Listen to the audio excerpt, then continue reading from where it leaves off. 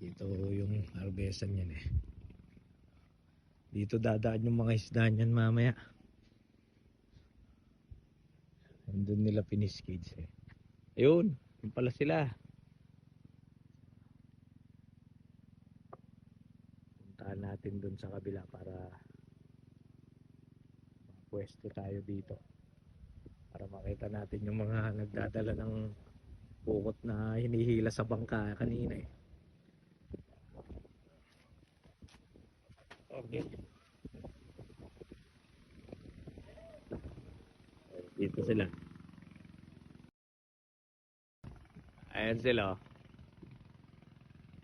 Hinihila nila yung bangka sa putikan kaya patuyo na ho kasi.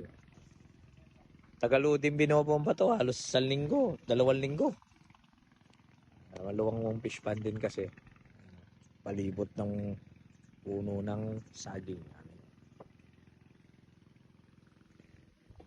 Pilan nyo pong Dominggong pilan nyo pong Dominggong bubomba anda? Ini. Halos 2 linggo magit, no? Opo. O, paano yan? Pakita nyo nga kung paano hilahin yan sa tubig. Ano? Galing o, hinihila nila.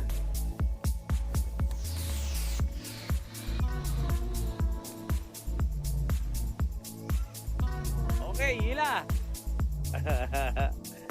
Ang bilis o. Ayan.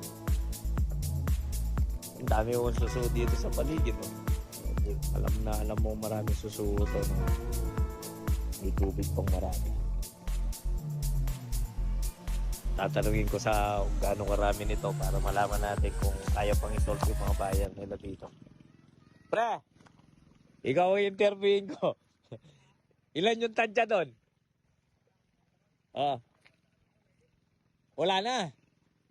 Sige, para malaman na ng mga buyer na papunta eh. No? 200 lang. Sige. Alam ko na ang gagawin ko. Go. Okay, kakalkulate natin kung sino na lang ang papupuntahin. Para! Dito. Sakto na lang sa inyo to, nasa 200 lang daw tong naipon na.